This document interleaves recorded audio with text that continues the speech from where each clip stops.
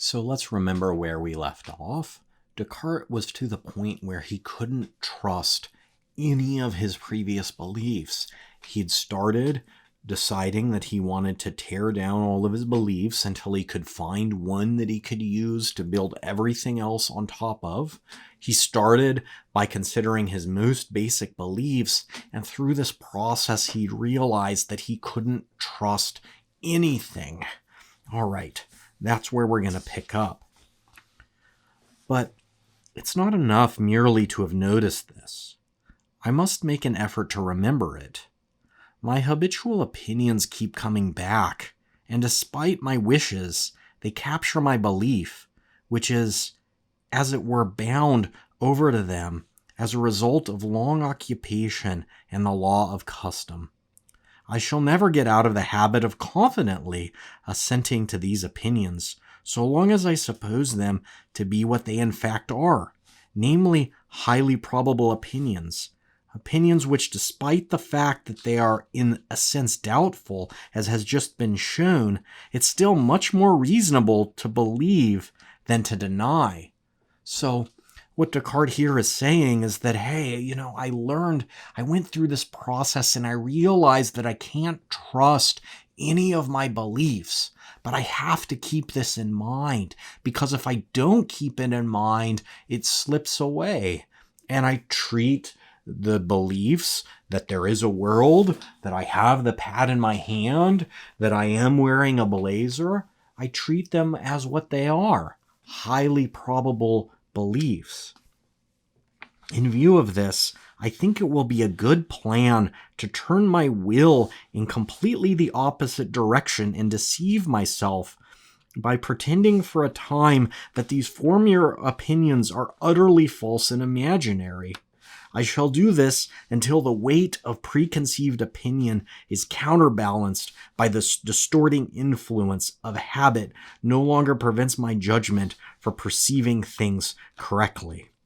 In the meantime, I know that no danger or error will result from my plan, and that I cannot possibly go too far in my distrustful attitude.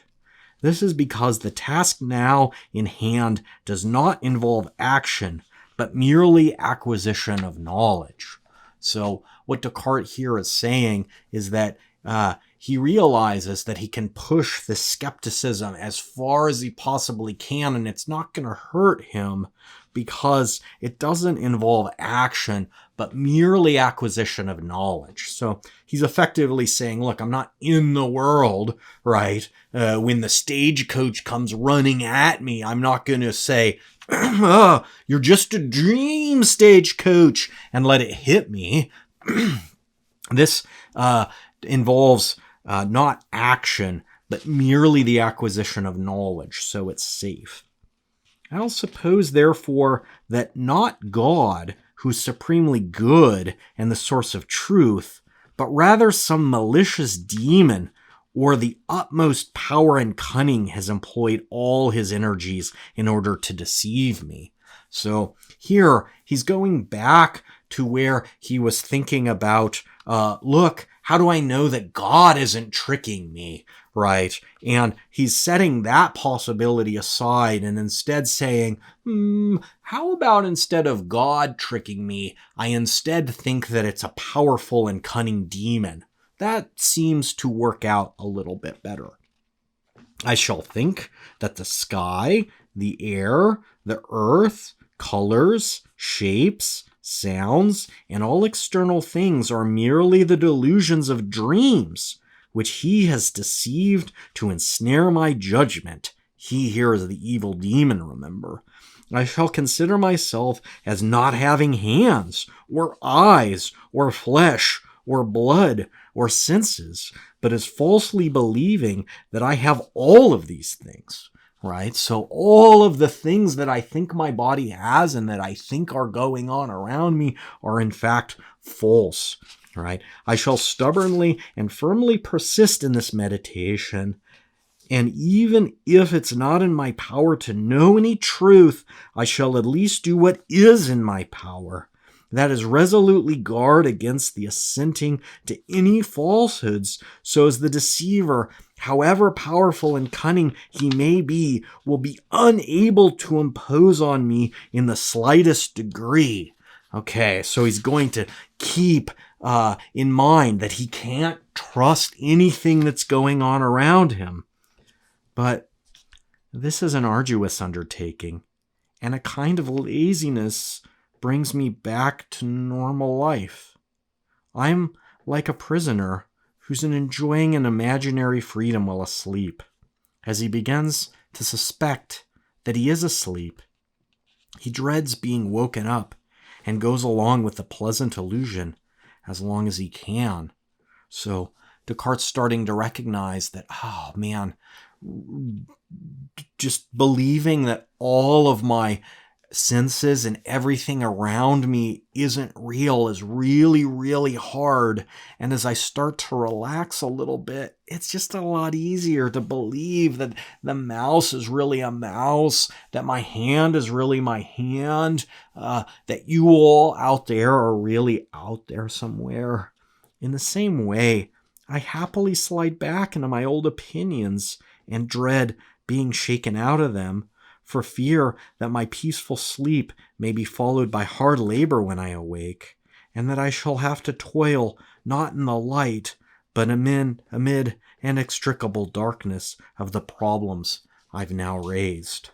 So Descartes ends by recognizing that at this point, even though he's doubted everything, and he can't trust it, it's really hard to stay in this area of doubt. And as he starts to relax, the normalness comes back. But what he's left with is the inextricable darkness of the problems that he's raised. And let's remember what the problem is. The problem that he's raised is that he can't trust any of his beliefs, right? So we'll just quickly review where Descartes' been. So he started out by saying, hey, I realized the other day that I'd had all kinds of beliefs when I was a child that I thought were true, and then I later discovered that they were false. And this really bothers me because I was building knowledge off of those, and then they turned out not to be true. So I realized that at some point in my life, I need to question all of my beliefs until I can find some that are absolutely certain, and then I can use these to build all of my knowledge from. All right? So that's what he was setting out to do.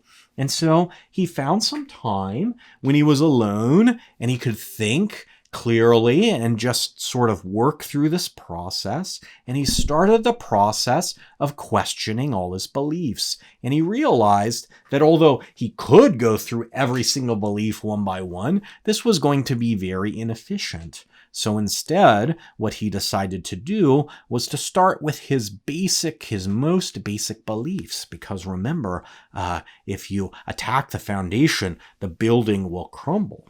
Okay? And then he realized, well, look, most of my beliefs come from my senses. And sometimes my senses trick me, right? If I see something that's very far away, sometimes something that's square appears to be round. And then I get up close and it turns out that the round thing was in fact square.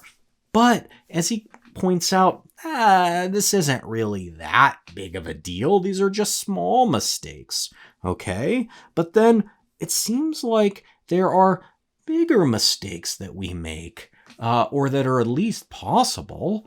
So, for example, how do we know that we're not dreaming right now? How do we know that this is real? How do I know that my hand is in fact in front of my face? This could all be a dream. Why could it be a dream? Because I've had dreams that feel exactly like they're real.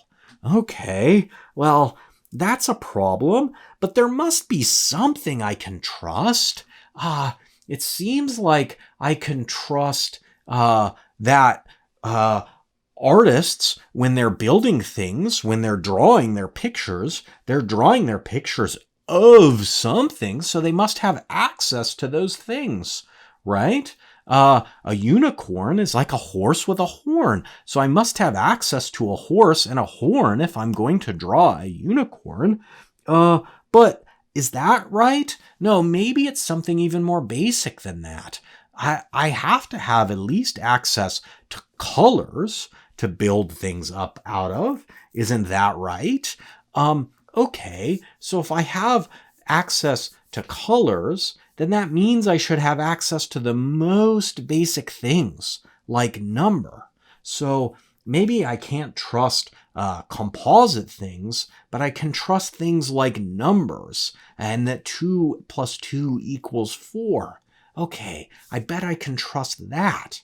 But then how do I know that God, who's all powerful, isn't deceiving me about that? God could deceive me that 2 and 2, I think it equals 4, but maybe it doesn't. And then Descartes sets aside the idea that it's God and instead says, maybe it's not God. Maybe we don't want to say that. Maybe it's a really powerful evil demon that's deceiving us. Yeah, that's better. That's what's happening. And so Descartes ends in a place where he can't trust any of his beliefs. And this is really uncomfortable for him. But then, as happens, reality starts to slip back in, and he notices that he's kind of hungry, and he takes a drink of his coffee. Yeah, I think that the coffee's real, and when I start to relax, my worries go away. They start to slip away. But then, what I'm left with is this realization that even though it seems like I have to survive, I'm left with the realization that at the end of the day, I can't really trust any of my beliefs.